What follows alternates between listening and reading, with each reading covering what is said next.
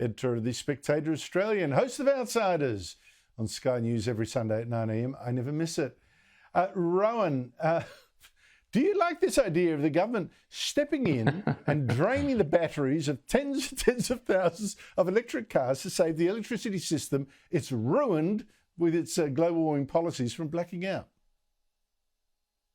Well, it's okay, Andrew, because I've solved the problem, as many people who have experience of EVs or electric vehicles has also solved the problem, and that is you have to have a diesel generator alongside your EV. As long as you've got a diesel generator powering your electric vehicle, you can then use your electric vehicle to power the grid, which is not working because it's powered by renewables. So the solution as always comes back to fossil fuels. But what a joke, Andrew. I mean, seriously, the giveaway here is that the ANU, you know, once one of the great respected universities of the world, are spending their time tinkering around, trying to figure out, wasting time figuring out, what do we do about the fact that renewables actually don't provide the amount of electricity we need going forward? The academics have realised it, they're onto it, so they're tinkering around, going under the bonnet literally and stealing your electricity to hand it back, because the governments who are charged with the job of giving us all energy have completely comprehensively failed and will continue to fail so long as they are on this mad renewables quest.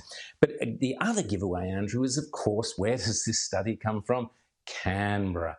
Now, what's the great thing about Canberra? It doesn't actually produce anything. It has this sea of money that it floats around, and there's endless money there, and they take this bit of money and that bit of money. They never actually produce anything. So the Canberra mindset is it's all there. The electricity is all there. Don't worry about generating it. It's all there. Let's take it from this car and put it over there. Or let's take it from this battery and put it over there. Or let's take it from this dam up in the snowy and put it down there. The energy's all there. Let's just move it around. We don't actually ever generate it.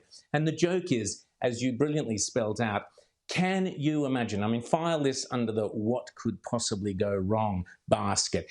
You've got a once in a 5-year emergency. That's what the academic told us. You've got your once in 5-year emergency.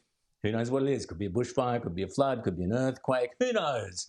And suddenly you're desperate to drive away and get out and get the family and the kids and head for the hills to escape whatever this, virus or pandemic or whatever it is. And the car won't get out of the garage because Chris Bowen has nicked all the energy to compensate for the fact that none of his renewable energy is providing the energy needed in these circumstances.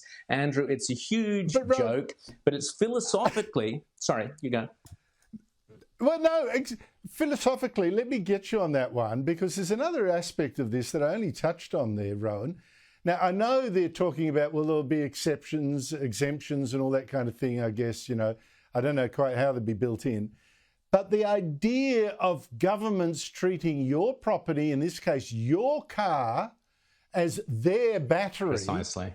I mean, what the hell? This is one way that the whole global warming... That's precisely the point. That we're all little ants in their colony.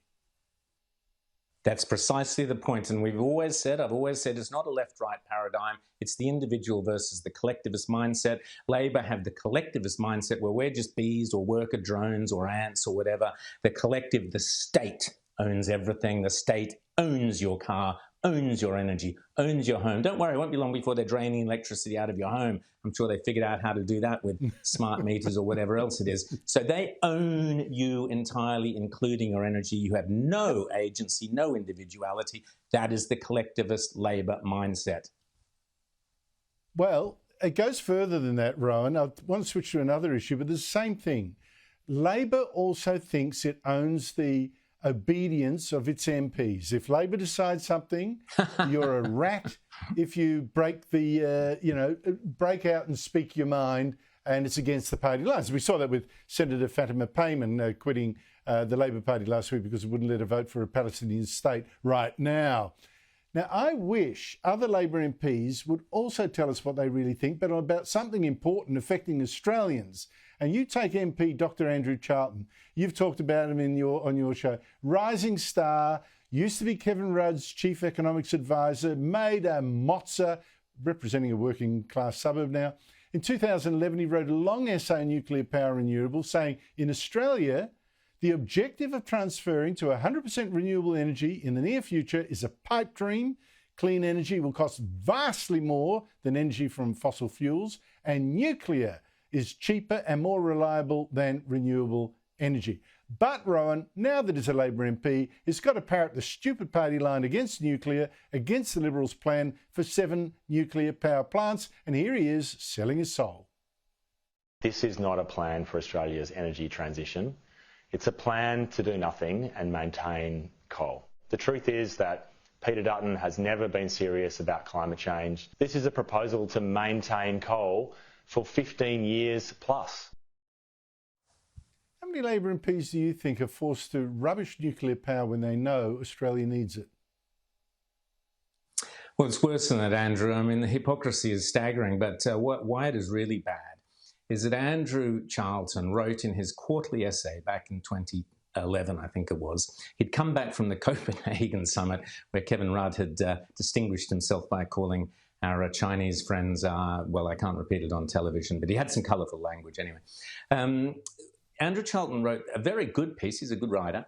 Put you in the room there with all the negotiations. But what he basically said was that he based his entire theory around something someone had said to him at the Copenhagen conference, which was that everybody in the world either wants to save the planet or wants to save themselves. And Andrew Charlton argued that those people who want to save the planet are the wealthy kind of virtue signalers, and those who want to save themselves are the impoverished third world developing nations. Correct. And so on. And the only way Rowan. you could reconcile this was to have nuclear energy. And he had recognised that renewables, I'm putting words in his mouth, but basically a luxury for the developed world to indulge in.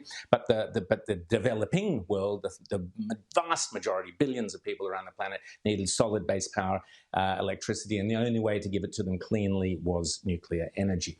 So that same divide still exists. In fact, we need more energy now than before. There are more people on the planet. So the guy's a complete hypocrite because he was saying that correctly over a decade ago, that the only way to get clean energy and solve the problems and more energy required for prosperity was nuclear energy. So what a hypocrite. He's done the exact same thing. He's saving the Labor Party and his reputation rather than the planet. Exactly. Nuclear power is it, and the guy should be honest enough to come up and say it.